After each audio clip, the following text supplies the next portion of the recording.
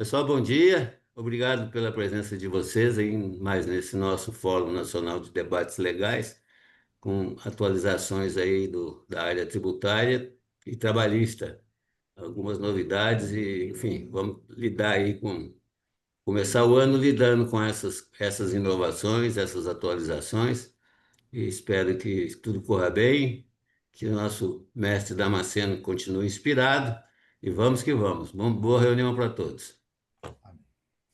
Muito bem, bom dia a todos.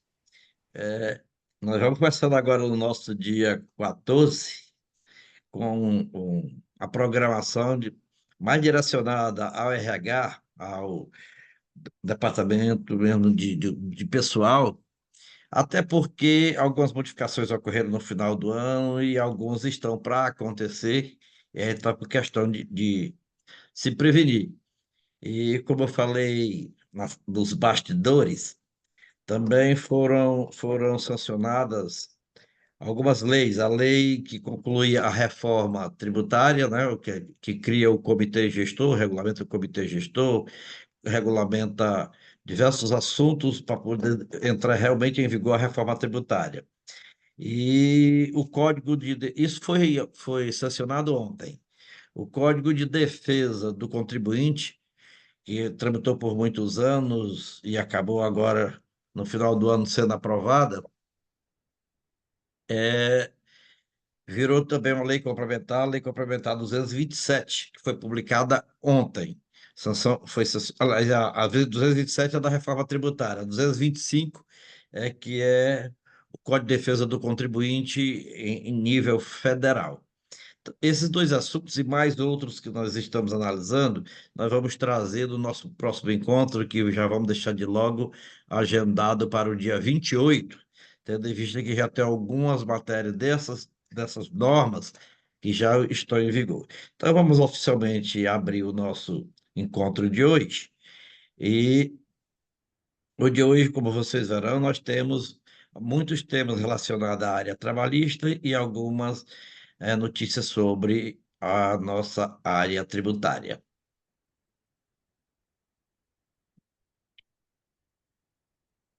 Deixa eu me ver aqui.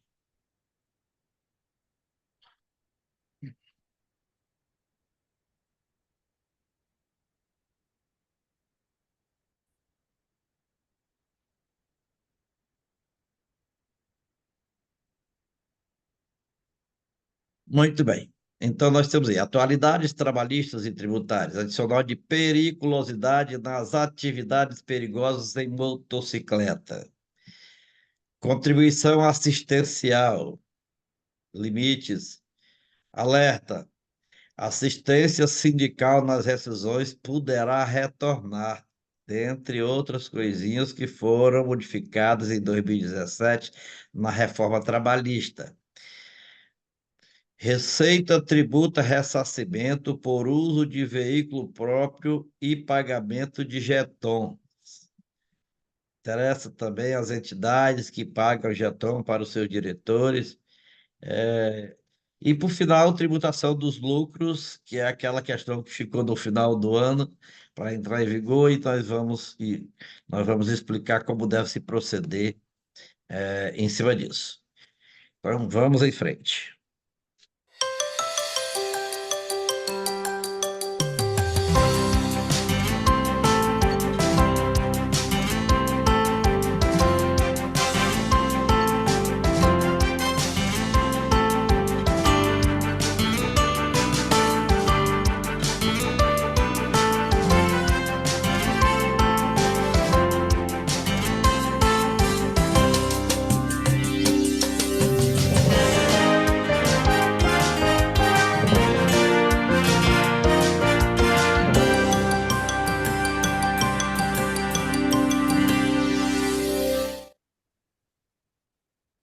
Adicional de periculosidade nas atividades perigosas em motocicletas.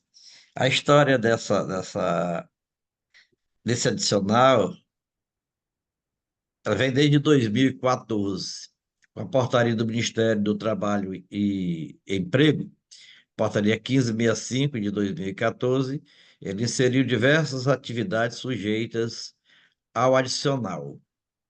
O que ocorreu na época, em 2014, ele inseriu, obviamente, todas as atividades de motos e não seguiu o rito pré-estabelecido para a inserção ou para a criação dessas normas. A portaria do Ministério do Trabalho e Emprego, também, de número 1127, que é de 2003, estabelece um rito para se colocar em vigor uma portaria regulamentando atividades dessa natureza. Então, é preciso ouvir os empregadores, ouvir o governo e ouvir os empregados, porque é uma questão de segurança, ele precisa realmente analisar a situação. Então, para que essa portaria seja aprovada, ela precisa de três participantes primordiais. É o poder público, que fiscaliza, que regulamenta, é o empregado, que vai ser a figura principal na atividade, e o empregador, que vai oferecer as condições necessárias para a proteção do empregado. Razão por que é preciso que haja participação desses três grupos. Na portaria, na verdade, a 1565, o empregador não foi ouvido. E por não ter sido ouvido, a ABAD, obviamente que ela não poderia e não deveria entrar com ação individualizada, ela entrou num grupo levando as 27 filiadas que assinaram, que são as filiadas que têm digamos, as empresas como associadas. Então, a representação pela substituição tributária não é a da ABAD. A ABAD poderia substituir as filiadas ou alguma outras empresas, mas as associadas são representadas em cada base. A legitimidade de substituição tributária em cada base são das entidades locais. Então, por esse motivo é que a ação da ABAD foi seguida também pela adesão das filiadas, 27 filiadas. Inicialmente veio uma medida liminar que suspendia os efeitos da portaria número 1565. Em virtude dessa liminar, o Ministério do Trabalho e Emprego publicou a portaria número 220, ainda em 2015. Pela 220, para as entidades do setor atacadista, as 27 entidades do setor atacadista, os efeitos da portaria 1565 ficavam suspensos, foram suspensos. Então, enquanto o processo tramitou, nós, inclusive, sempre nos posicionamos nesse sentido, divulgando que não era obrigatório o pagamento, porque o efeito da portaria 1565 estava suspenso pela portaria 220. Em 22, a portaria 4.198 revogou a portaria 220, mas não regulamentou a portaria 1565, simplesmente revogou a portaria 220, ficando a lacuna sobre a regulamentação e, portanto, não poderia ser exigido o pagamento do adicional nesse período lacunoso. No dia 3 de dezembro de 2025, agora no final do ano, foi publicada a portaria número 2021. A portaria número 2021, ela realmente veio para regulamentar a lacuna e trouxe uma vacatio legis, ou um período que se deve esperar para a exigência até o dia 2 de abril de 2026. Por conseguinte, ainda não está exigível o pagamento desse adicional. O que essa portaria do 2021 fez? Aprovou o anexo 5, a norma regulamentadora do Ministério do Trabalho, número 16, inserindo realmente as atividades que ficavam sujeitas ao adicional de periculosidade. A ABAD, no final do ano, soltou uma circular, uma nota técnica, informando que, tendo em vista que houve a negociação, que as entidades participaram da negociação junto ao Ministério do Trabalho, A portaria nova, a 2021, não sofria, digamos, de algum erro formal, razão porque não via como se questionar essa portaria 2021. Então, ela entraria em vigor, sim, no dia 2 de abril de 2026. Esse é o entendimento da ABAT, e com o qual nós comungamos. Não há saída no momento. A saída agora é um temperinho que nós vamos ver como é que se pode fazer para minorar o custo que traz para a parte operacional das empresas. Então vamos ver lá. O que é que representa o adicional de periculosidade? Representa 30%, é um percentual alto, 30% do salário base do empregado. Então, do salário base, digamos, se tem valor fixo no salário e percentuais agregados de comissão, de produtividade, de outros benefícios, esses valores variáveis não estarão sujeitos, não entrarão na base de cálculo do adicional de periculosidade, somente o valor total fixo do salário base. Campo de aplicação estabelecido pela portaria que regulamentou, a 2021. Aplica-se a todas as atividades ou operações de trabalho que envolvam deslocamento de trabalhadores em motocicleta, essa é a regra geral, nas vias terrestres normatizada pelo Código de Trânsito Brasileiro. Então, veja a regra geral, é isso, aplica-se a todas as atividades ou operações de trabalho que envolvam deslocamento de trabalhadores em motocicletas, nas vias terrestres que sejam normatizadas pelo Código de Trânsito Brasileiro. O item 2.2, que é de um dos artigos da portaria, diz: o motocicleta, aí explica qual é o veículo, né? Motocicleta é todo veículo automotor de duas rodas, com ou sem sidecar, aquele carrinho lateral, destinado ao transporte individual de passageiro ou de carga, conduzido por operador em posição montado ou sentada. Então, a posição, se for montada, normalmente a moto é montada, e às vezes tem a posição que é sentada nas motonetas, mas sentado. Então, esse aqui é a explicação da aplicação. E agora não se aplica. Esse é muito interessante. Não se aplica em atividades em veículos que não necessitem de emplacamento. Então, se a motoneta ou a moto não exige emplacamento, não, o dispositivo não se aplica.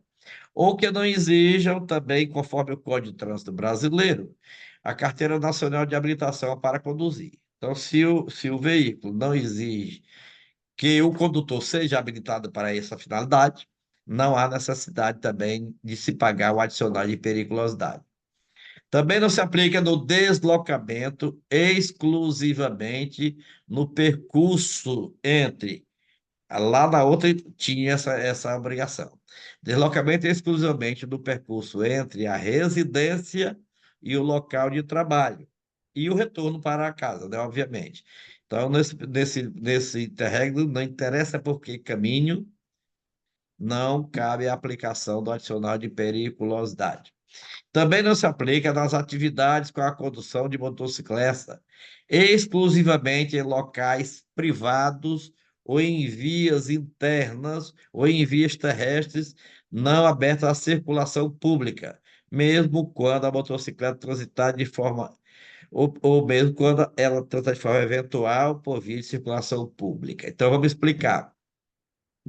Se é numa fazenda ou se é no interior, onde tem aquelas veredas, aquelas rodovias que não são, digamos, dentro de uma fazenda que não são abertas ao público e tudo mais, pode transitar à vontade sem problema nenhum e não tem o adicional de periculosidade. Mas vamos, digamos, se no trabalho em motocicletas, ele anda pequeno, o empregado anda pequeno percurso numa rodovia, ou numa rua, ou simplesmente atravessa, isso também não dá o direito ao adicional. O que é preciso fazer para definir esse tamanho dessa circulação é um laudo do médico de saúde do trabalho, para dizer se o percurso é pequeno, o que é o percurso pequeno, que na verdade não tem na norma uma definição do tamanho do percurso que exigiria o pagamento do adicional. Ainda, não se aplica o adicional às atividades com uso de motocicleta exclusivamente em estradas locais, destinadas principalmente a dar acesso a propriedades, lindeiros ou em caminhos que ligam povoações contíguas. Ou seja, entre uma propriedade e outra, mesmo que você vá dando na rodovia nesses percursos de necessidade de ligação. As atividades com uso de motocicleta de forma eventual, em qualquer local assim considerado fortuito ou que, sendo habitual, dá-se por tempo extremamente reduzido. Por exemplo, você tem o empregado, ele sai fazer uma entrega dentro da cidade, pega um percurso, vai e volta e não fica habitualmente fazendo aquilo. Então, não tem o adicional. É, isso é a forma eventual, ou que eles consideram como fortuito. Porque, sendo mesmo habitual, o tempo de exposição seja pequeno, seja reduzido. O que é também esse tempo reduzido? A norma não traz. Né? Então, digamos, você sai para entregar, ou vai pegar. Vamos ver que você vê aí numa rua que está liberada para se passar, não tem tráfego público nela, aí você pega um trecho de uma rodovia ou de uma rua movimentada aberta ao público. Esse trecho, só para ligar uma coisa à outra, também não teria o adicional de periculosidade. Como é que faz para se ficar protegido nessas quatro situações para não se pagar o adicional? É pegando o laudo do médico de saúde pública para enquadrar a atividade daquele empregado em uma dessas quatro situações ou nas quatro situações. Outro meio de reduzir o adicional, obviamente, é negociar isso aí, é negociar nas convenções coletivas de trabalho, um outro meio, ou situações compensatórias. Aí nós teríamos que ir novamente, entrar, não é o caso das associações, mas principalmente dos sindicatos patronais, ter o cuidado das convenções coletivas de trabalho para negociar essa norma para minorar o problema das empresas. Nas associações que não são de caráter sindical, no caso da ADASP, por exemplo, ou da ACAD, é preciso, na verdade, procurar o sindicato patronal para, na hora de negociar a convenção coletiva com o sindicato obreiro, regulamentar isso aí e dizer que é, digamos, o que é extremamente reduzido, essas coisas que são lacunosas, aí nesta portaria 2021, para deixar bem claro e sem dúvida para o empregador e segurança também para o empregado. Esses são os principais pontos do adicional de periculosidade. A pergunta que nos tem chegado é se as empresas ainda estão protegidas por ordem judicial para não pagarem. Lhes digo, não estão mais protegidas. E a exigência entra em vigor no dia 2 de abril. Normalmente eles põem no dia 1º de abril, mas dessa vez eles botaram para o dia 2. Vou até olhar por quê. Será que o dia 2 de abril é um dia que não é útil? 2 de abril, 2 de abril, 2 de abril. O dia 1º de abril? 1º de abril é um dia útil. É para completar o tempo mínimo de vacácio legis, né? O período de 120 dias. Então, entra em vigor no dia 2 de abril, que é o dia da verdade, e vem logo depois do dia da mentira, né? É bom para a gente decorar. Daqui a pouco eu sei que tem alguns interessados em questionar, nós vamos abrir para o debate. Vamos passar para o segundo item: contribuição assistencial, limites. Nós sabemos que as contribuições de caráter sindical, elas se revertem de quatro naturezas. Nós temos a contribuição sindical antiga, o famoso imposto sindical. Nós temos a contribuição assistencial prevista na consolidação das leis do trabalho, cuja finalidade é cobrir a despesa com as negociações coletivas. Nós temos a Convenção Constitucional, Sindical Constitucional, prevista na Constituição Federal desde 1988, que vem com a finalidade de manutenção do sistema sindical nacional. E nós temos a contribuição sindical associativa, que é aquela para aqueles que se associam ao sindicato patronal ou obreiro, seja o que seja. Bom, a contribuição sindical, que era o antigo imposto sindical, com a reforma trabalhista em 2017, depois, mais na frente, com novas normas, ela deixou de ser obrigatória. Ela não é mais compulsória, ficando optativa, todos nós sabemos disso. Ficou no ar a contribuição confederativa e a contribuição assistencial, porque não se discute a contribuição associativa, que essa é a empresa ou o empregado se associa ao sindicato, quer votar e ser votado, às vezes quer assumir cargo lá, então ele assume, conforme o estatuto da entidade, e passa a pagar. Então, ficaram para se analisar a contribuição assistencial e a contribuição confederativa. O Supremo Tribunal Federal inicialmente decidiu que, nesse tema 935, que a contribuição assistencial e a confederativa do mesmo bolo, ela só poderia ser exigida dos associados, que voluntariamente se associavam. Não poderia ser exigido do não associado, diz respeito somente ao empregado, mas, obviamente, por repercussão e por semelhança, se levava para a empresa também, para o sindicato patronal. Então, isso em 2017 foi declarado inconstitucional, em virtude da reforma tributária, trabalhista, melhor dizendo, é a cobrança do não associado. Em 2023, o tema voltou à tona, o mesmo tema voltou à tona, e houve uma relativação por parte do Supremo Tribunal Federal. Ok, a contribuição confederativa e a contribuição assistencial, dentro de alguns limites, poderia ser cobrada sim, desde que fosse oferecido ao trabalhador ou à empresa o direito de oposição. Bem, aí vocês viram os noticiários, viram tudo o que ocorreu por aí afora, de que teve sindicato que botou um valor exorbitante, cobrando aquilo dali e dando um prazo de 24 horas para o trabalhador comparecer à sede da entidade e assinar a oposição presencialmente, muitas vezes ele estando a 500 quilômetros de distância, 400 quilômetros de distância, no interior, e a sede do sindicato sendo na capital ou numa grande cidade.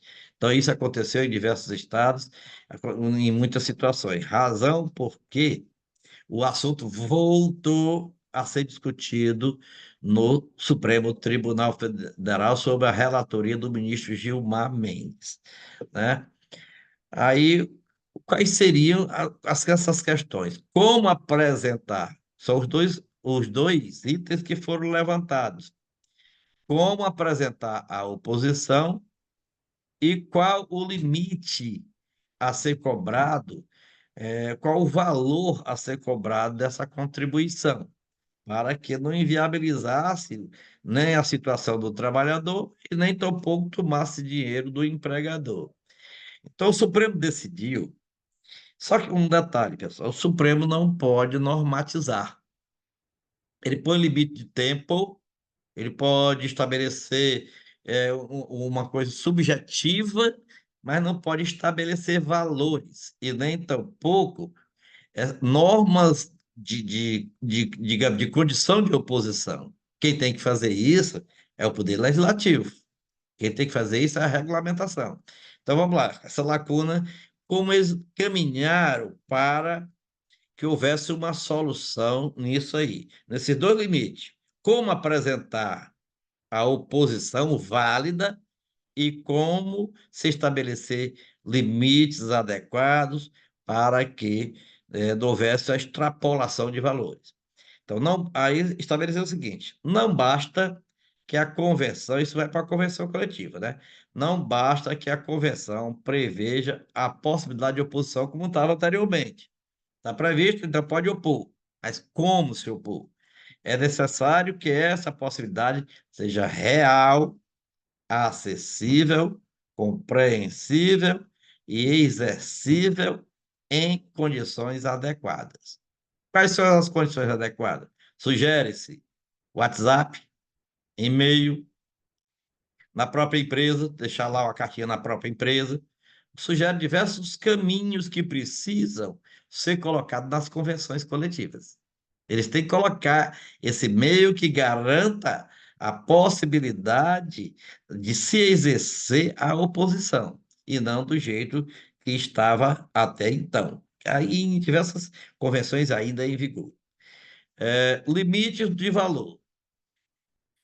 Tem que se observar, também o Supremo decidiu assim, observar a realidade econômica do trabalhador e também não servir de mecanismo de compensação para esse período que ficou sem poder cobrar, ou de ressarcimento, ou de buscar o passado, não pode, tudo é para frente, nada pode se cobrar para trás.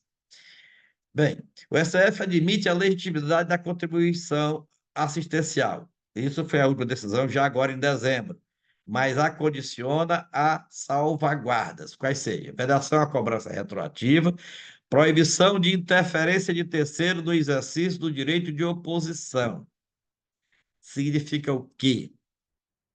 Que a relação do empregado é com o sindicato e não com a empresa. A finalidade aí era mais ou menos de tirar do empregador uma obrigação que não conseguiu. Não conseguiu, eu explico já por quê. Exigência de razoabilidade do valor da contribuição assistencial. Agora, por que que eu chamo a atenção disso aí, pessoal? A contribuição assistencial ou a confederativa, ela é aprovada em Assembleia Geral da categoria que representa quem vai pagar. Então, o sindicato patronal, ele convoca uma Assembleia Geral, publica o edital na forma do estatuto e estabelece aquela cobrança, o valor e os vencimentos. Da mesma forma, o sindicato obreiro convoca uma Assembleia Geral, coloca no edital de convocação que é para essa finalidade, obviamente que não tem condição de todos os empregados participarem, e estabelece os valores e os vencimentos. Essa aprovação da Assembleia são levadas para a negociação coletiva entre os dois sindicatos. Só que o patronal não pode se opor à cláusula do, do, do, do operário e vice-versa. O sindicato obreiro não pode se opor à cláusula da convenção apresentada pelo sindicato patronal e vai para o bojo da convenção. Onde é que está a preocupação? O sindicato patronal é ele que vai ficar responsável para descontar e repassar. Se esse valor e esse caminho da oposição ocorrer, pode haver a responsabilização do sindicato.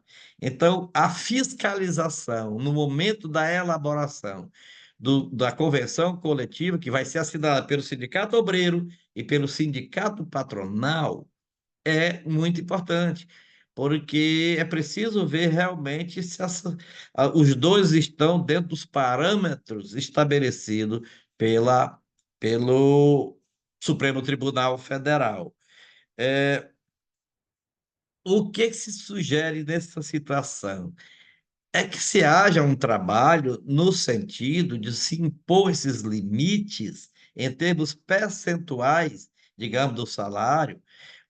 Nós sabemos que a contribuição sindical, que foi tornada optativa, equivalia a um dia de salário ano do empregado. Então, isso é um parâmetro. Para os empregadores, era um percentual em cima de uma tabela, em cima do seu capital social, variando conforme o valor do capital social, o que levou muita empresa a reduzir capital social declarado e deixar o lucro lá dentro da empresa movimentando, mas não oficializado do capital social, e exigiu também que se colocasse valores para o capital social das filiais, com a finalidade de estabelecer os limites e os valores da tabela do imposto sindical previsto da CLT. Então, isso, em 2017, acabou essa obrigatoriedade. Então, hoje, muitas empresas aumentaram muito seu capital social, mas é importante que as convenções coletivas de trabalho ou acordo coletivo de trabalho imponham regras claras e limites dentro desses parâmetros que estão estabelecidos pelo Supremo Tribunal Federal. Ressalto sempre. A empresa tem grande responsabilidade nisso aí, porque ela vai ser responsabilizada pela retenção e repasse. E talvez até possível se colocar na convenção de receber, que é o mais prático, a oposição para encaminhar o sindicato dentro de um certo prazo. Outra coisa importante é que o que está se aprovando, porque isso ainda não chegou definitivamente ao fim, é que há a retenção para depois haver a oposição. O ideal seria que a oposição antecedesse a retenção. No momento em que a convenção saísse e que as partes tomassem conhecimento, fosse aberto já ao empregado o direito de oposição. Então, isso pode ser também uma cláusula da convenção coletiva de trabalho. Vamos para o terceiro item. Alerta. Assistência sindical das decisões poderá retornar. Nós sabemos que quando saiu a reforma trabalhista do presidente Michel Temer, em 2017, o sindicato foi colocado um pouquinho de lado, depois isso foi fortalecido, né? E as rescisões dos empregados com mais de um ano de contrato que tinha assistência sindical obrigatória, deixasse de ser obrigatório. Passaram a ser só entre o empregado e o empregador e pronto, sem problema nenhum. No mesmo ano já foi apresentado um projeto de lei, é o projeto de lei 8413, foi apresentado pelo ex-deputado Marcos Maia do Rio Grande do Sul, restabelecendo tudo isso, essa obrigatoriedade, repor essa obrigatoriedade e tudo mais. Esse projeto de lei tramita desde então, desde 2017, e foi aprovado na semana passada, na comissão, ela foi aprovada no final do ano, em dezembro, antes do recesso, que nós estamos de recesso, a Comissão de Trabalho da Câmara dos Deputados aprovou a obrigatoriedade da assistência sindical para validar a rescisão de contrato de trabalho de empregado com mais de um ano de serviço. Voltando, né, à norma. O texto aprovado é um substitutivo do relator do projeto, o deputado Bom Guess, do PT do Rio Grande do Sul. Então, veja bem, está na Comissão de Trabalho da Câmara dos Deputados e vai tramitar. Quem tem força, quem tem representatividade, pode trabalhar em cima deste projeto para que suavize, melhore ou mantenha a atual CLT, que não exige a assistência. Também o projeto traz outras mudanças. Veja bem, ó, dispensas imotivadas. Precisa da intervenção sindical prévia.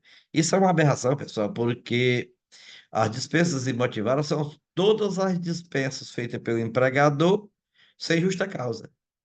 Então, são as imotivadas sem justa causa. Então, o que eles querem? Que haja motivação. Ninguém precisa estar dizendo por que quer botar para fora. É o direito do administrador, né? Chama-se direito potestativo do empregador. Esse é o termo legal. E quer acabar com isso.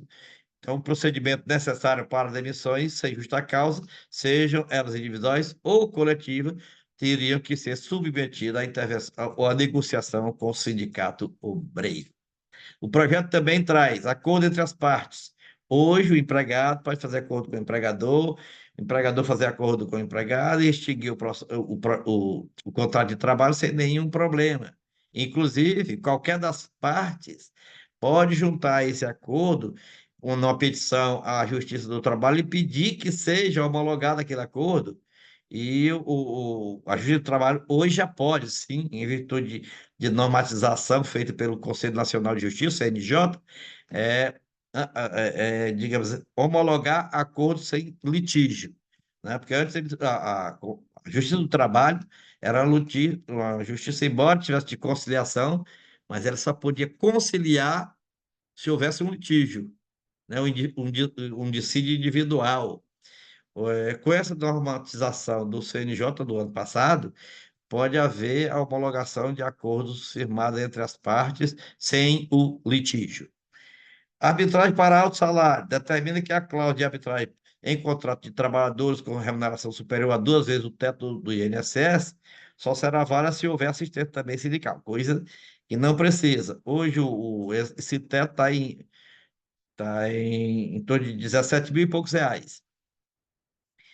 Ou seja, o salário do trabalhador acima de 17 mil reais já é uma função digamos, mais seletiva, então não precisa da participação do sindicato obreiro, uma vez que talvez esses empregados já tenham uma qualificação bem superior para ter conhecimento de causa e não precisar do acompanhamento. Mas são 3 itens aí que eu selecionei dentro do projeto que nós precisamos acompanhar, e eu concito as entidades que acompanhem de perto, principalmente a ABAD, através da Unesc e outros mais. Receita, tributa, ressarcimento para uso de veículo próprio e pagamento de jeton. Isso aí eu achei importante trazer, porque eu até entendo que no segundo ponto haja serviço. No primeiro ponto, não há serviço. Quando muito, haveria uma locação do bem imóvel, né? O uso do veículo, ou seja, aí o ressarcimento pelo uso do veículo seria um ressarcimento pelo desgaste do veículo como uma espécie de locação e não uma prestação de serviço. Mas o jeton, sim, eu até acredito que haja uma prestação de serviço. Nós vamos ver aqui agora. Ó. Isso está Receita Federal do Brasil, é uma resposta a uma consulta formulada por uma entidade, né? E por isso que às vezes eu aconselho muito a não se fazer consulta, eu aconselho muito a não assinar ataque, termo de ajuste de conduta, vira lei contra você e repercute nos outros da mesma categoria, né? Então, quem fez essa consulta foi um pouco infeliz, porque abriu a Receita Federal a possibilidade de responder, obviamente, tributando, né? Então, o que que ele botou aí? Os valores recebidos por segurado, somos nós, o individual ou não, eleito para cargo de direção de conselho, conselhos representantes comerciais, conselho de contabilidade, esses conselhos que acompanham o exercício da profissão. Ordem, porque modificou aí, que a ordem é diferente do conselho, a ordem dos advogados. Ou autarquia de fiscalização do exercício da atividade profissional. O pessoal diz o seguinte, que o conselho, ninguém é obrigado nem a seguir, porque é só um conselho. Já a ordem não, tem que cumprir porque é ordem, né? Então, a diferença de um para o outro, embora o significado seja a mesma coisa. Ó, em razão da participação em reuniões plenárias, a exemplo do Jeton, assim como o auxílio de representação, são consideradas remuneração em razão do cargo, sobre os quais incidem as contribuições sociais previdenciárias e o imposto de renda. Então, vejam bem vocês.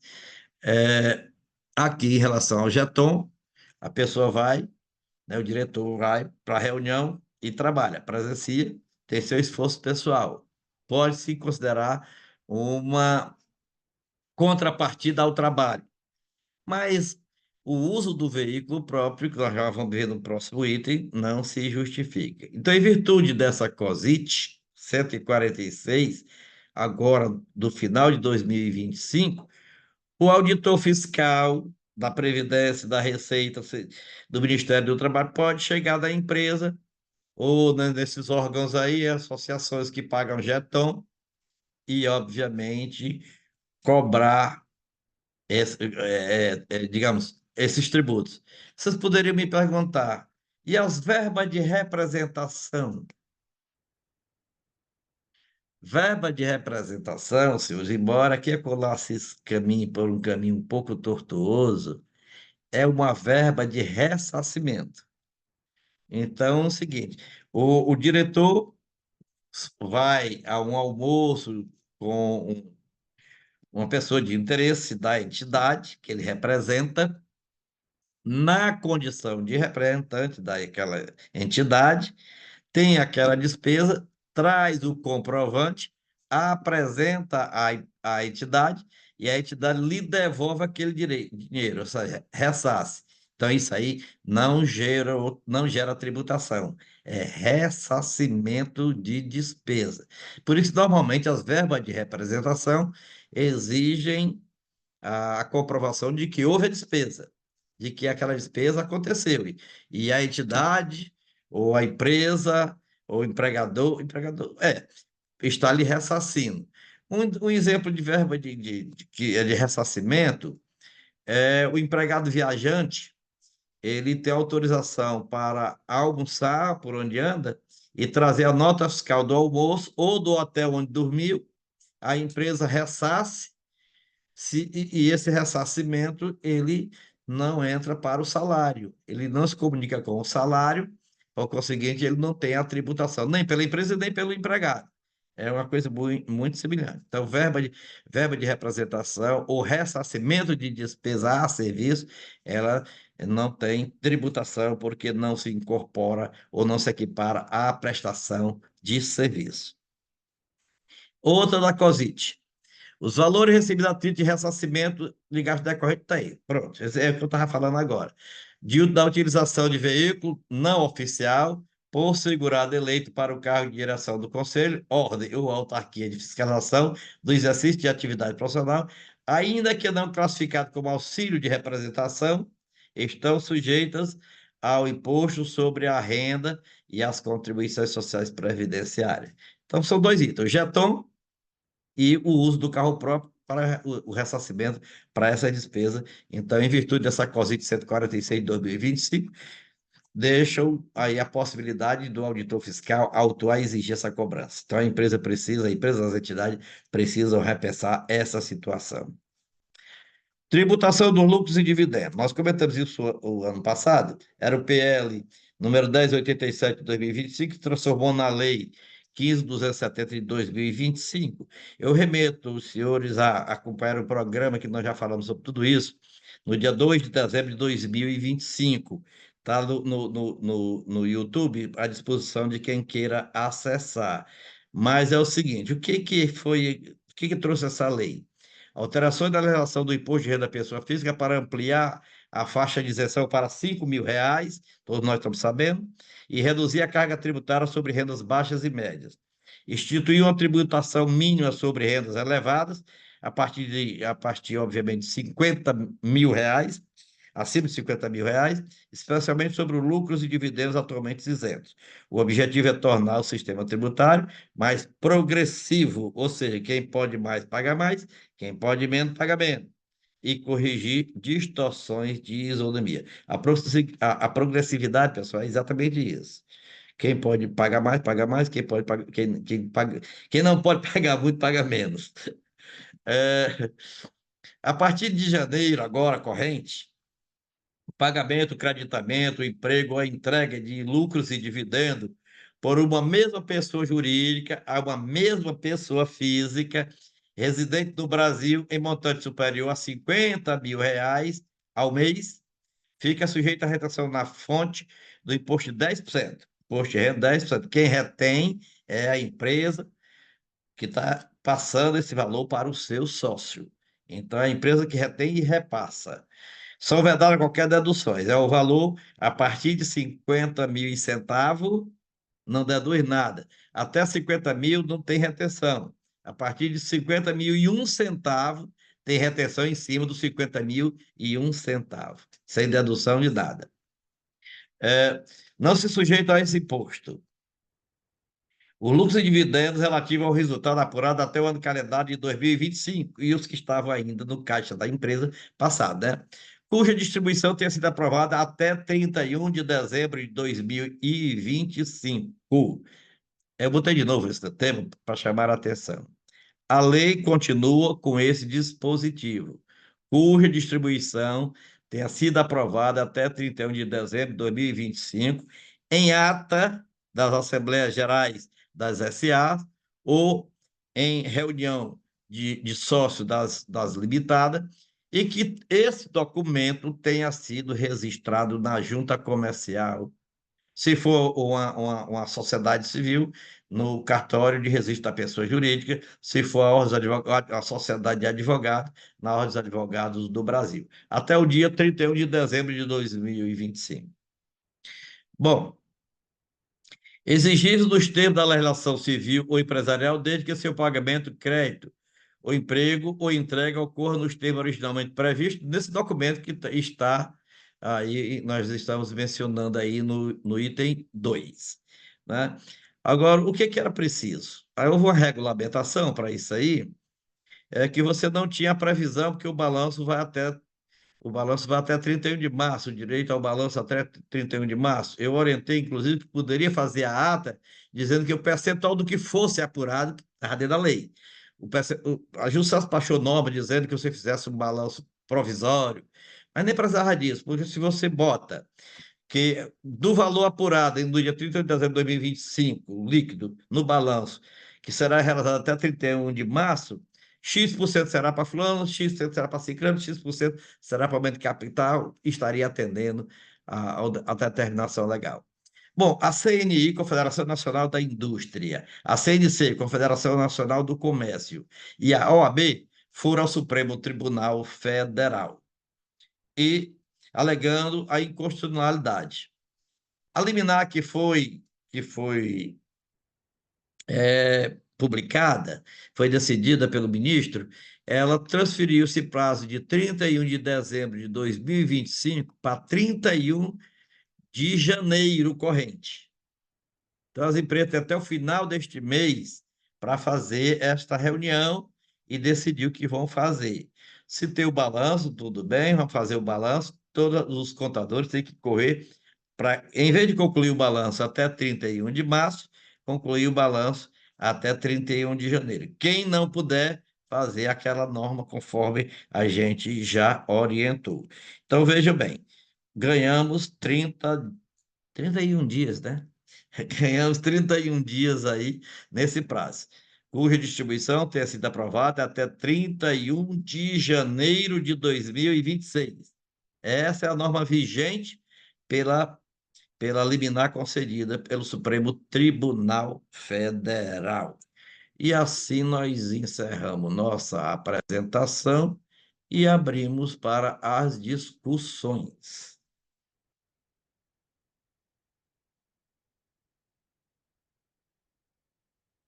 Fala enquanto eu tomo água.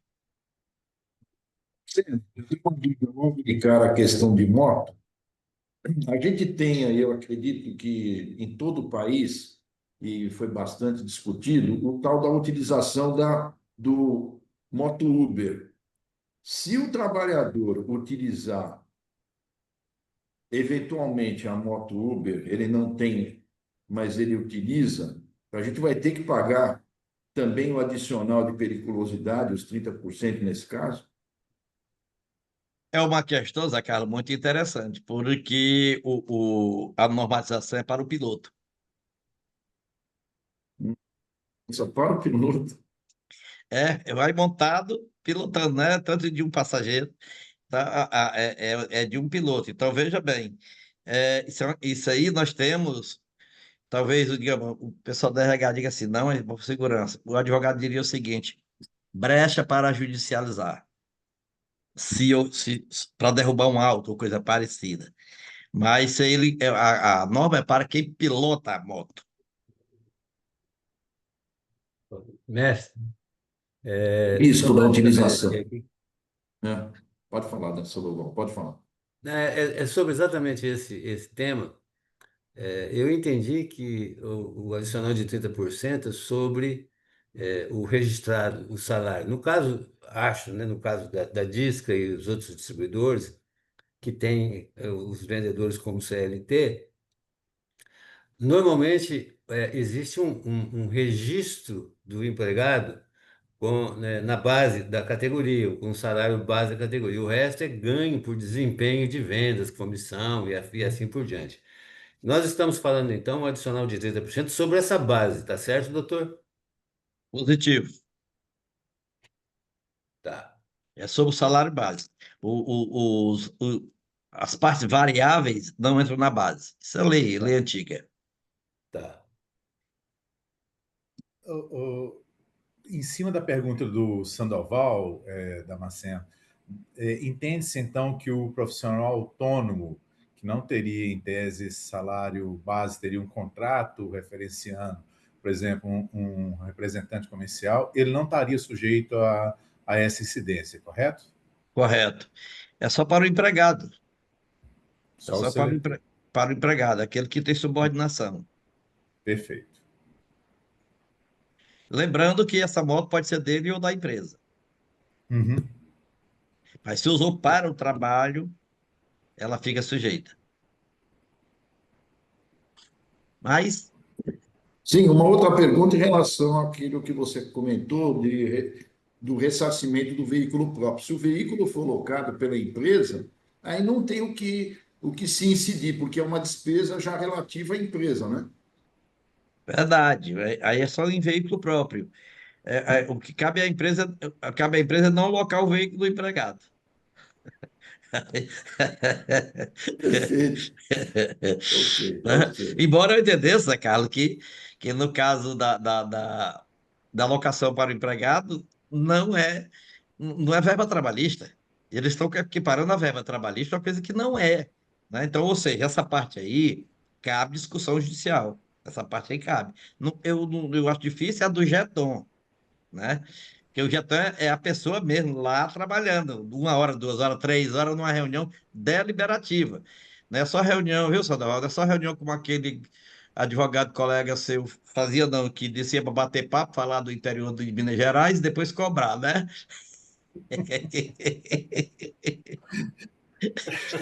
Botar o E honorímetro comer um pão de queijo? e cobrar, né? Aí não dá. Ele cobrava caro, maldito. Pão de queijo caro, esse. Ainda botar o honorímetro, né? Combinando. Era assim, né, cara? O advogado que ia atender o Sandoval era o advogado X, mas o chefe, aí eles tinham uma tabela de hora de atendimento pela categoria, advogado sênior, Isso. advogado, etc, etc, etc. Aí o chefão descia lá na sala dele, chegava perto do Sandoval, botava um honorímetro e ficava puxando conversa da época da juventude, da infância. Isso mesmo, maldito. Beleza, Depois hein? tinha fatura, né, Sandoval? É, Pois é. Então, isso aí não é em virtude do trabalho, não, é em virtude da fofoca. é. Mas, de uma forma geral, doutor, tudo que você está comentando aí são essas atualizações, né? E a gente percebe o quão nefasto é para o nosso país a existência, né, de justiça trabalhista, né? Quer dizer, os outros países desenvolvidos não existe isso. E aí você percebe que tem sempre alguém do sindicato, um deputado que traz um transtorno, que você tem que ficar livrando disso, tem que ficar lidando, tem que ficar correndo, perdendo tempo. E por conta disso, o cara quer, não, mas tem. Sabe, essa justiça trabalhista para mim, bom, eu sou muito suspeito de falar, todos vocês sabem aí da minha história. Mas é um atraso para o país como um todo, sabe? Eu acho que a gente, em algum momento, disciplinar isso aí para a justiça comum, o que for justo, né? Que sempre é o que a gente procura, a justiça, né? Mas não existia essa trabalhista que tem um monte de gente lá folgado que não der. Ah, vamos facilitar a vida aqui dos nossos camaradas e vamos arrumar problema para o chefe, para a empresa. Eu tenho uma sensação que um dia a gente. Eu não sei. Eu não vou ver isso, mas vocês que são mais jovens aí, só lidar com isso aí para a gente parar de sofrer, porque tem um sujeito que colocou esse troço lá e dá esse trabalho todo, é uma perda de tempo, uma perda de dinheiro. E se você der o azar de descumprir, querendo ou não, qualquer coisa dessa, destroem a tua empresa, destroem tudo. É uma coisa pavorosa. Desculpa o meu desabafo, mas é o primeiro do ano. Depois eu prometo que eu não vou mais me desabafar, não. Mas é isso aí. Essa nova, a questão da justiça do trabalho, é, eu acompanho há bastante tempo, né? A questão maior, ela já deixou, ela é uma das justiças protetivas, né? Nós temos três leis que são extremamente protetivas no Brasil. Uma é a lei do alimento, né? Aquela lei do alimento que às vezes a mulher pode até chegar e alegar que o filho é dela e pedir ao fulano para pagar o alimento daquela criança, o juiz de plano obriga logo ele a pagar, independente dele ser o pai ou não, até nem conhecer. Então, é uma proteção interessantíssima, porque já vem uma liminar mandando você pagar a pensão alimentícia sem você ser o pai. Aí você vai lutar para provar que não é o pai. A outra lei protetiva é o Código de Defesa do Consumidor, né, que veio como muita proteção, é a lei que despertou a consciência cidadã do brasileiro. E a terceira é a lei trabalhista. A lei trabalhista, você, quando vai para o litígio, o empregador já entra perdendo, digamos assim, que antes era uma junta, né, de conciliação. Então, tinha um juiz togado, tinha um juiz representante do empregado e um juiz representante do empregador. Então, normalmente, o juiz representante do empregador já ia perdendo de 2-1. já, já entrava perdendo de 2-1 ali. E assim por diante. Mas o problema maior disso tudo, dessa composição da justiça brasileira, é o custo da justiça do trabalho. A justiça do trabalho, eu não sei mais nem quando foi isso, mas nós tínhamos uma pesquisa de que 60 a 70% das ações trabalhistas, se o poder público pagasse ao empregado o que ele estava cobrando, saía mais barato do que levar para a justiça Metade, decidir. metade do preço, doutor. Metade. Se toda reclamação o governo fosse pagar, se aquilo que foi reclamado, pedido, custa metade. E hoje a Justiça Trabalhista está em 23 bilhões de reais por ano. As reclamações estão em 8, quer dizer, se ele der o dobro para o funcionário, dá 16, aí a gente ainda economizaria 7, entendeu? Então, mas enfim, eu não tenho o que fazer, eu não tenho mais idade, eu não vou ver isso, mas o país precisa desenvolver, precisa crescer, sabe, sair das mãos desse pessoal aí, esse bando de vagabundos aí, que Deus me livre, que, sabe, você vê o quanto, eu vou continuar aqui o meu lamento, né? A quantidade de irregularidades, de traquinagens, de coisas falsas que um empregado colocou, ainda na época que não tinha ainda a decadência, não é decadência, a Sucumbentes. sucumbência não tinha, imagina, ele punha tudo. E você tinha que se defender e a maioria você É, perdia. com a reforma de 2017, houve uma modificação nesse procedimento. Então, a petição ela tem que sair dizendo o que é que está sendo cobrado, existe a condenação em litigância de má-fé. Então, a coisa está mais moralizada. A questão é o custo disso tudo, é, que é muito alto. A verdade é essa. Mas você pode lamentar, você não tem empregado, como você já tem a idade certa avançada, então não tem problema. Eu não posso não, que ele é só advogado. Aí, além de ter empregado, ainda tem cliente. Eu tenho que botar o pé no freio, meu amigo. Não, é não, Zé Carlos? Pois é. Bom, alguém mais, alguém mais quer se manifestar sobre os temas? Se não, estão de acordo que nós voltemos a nos encontrar no próximo dia 28. 28 sobre esses temas novos que eu falei no início? Para mim tá ótimo. Eu acho que 28 está marcado já, se todo mundo aceita, Agendado. fica bom aí. Zé Carlos, Perfeito. vou ligar para você semana que vem para te falar de um assunto que a gente já conversou, mas a semana que vem eu ligo. Se está voltando de férias agora, eu não vou te perturbar essa semana, não. Semana que vem eu ligo. Tá bom? Perfeito, combinado, combinado. Tá Tá bom, então. ótimo. Pois Obrigado. então vamos em frente, Salvador. O amigo pode, por gentileza, encerrar. Ok. Gente, muito obrigado. Que delícia de reunião, né? Muito bom, muita atualização, muita coisa e prorrogações aí, mais 31 dias. Foi tudo maravilhoso. E agradecer ao doutor Damasceno por essa paciência, essa dedicação. Agradecer a vocês todos que estão aqui. E vamos para frente. Dia 28 a gente vai conversar um pouco mais. Que Deus abençoe todos, que a gente tenha uma ótima semana, bons negócios a todos. Isso aí. Obrigado, gente. Boa semana. Abraço. Tá Obrigado. Abraço a certo, Um Ney. todos. abraço. Boa Tchau, tchau. semana, boa semana. Boa semana.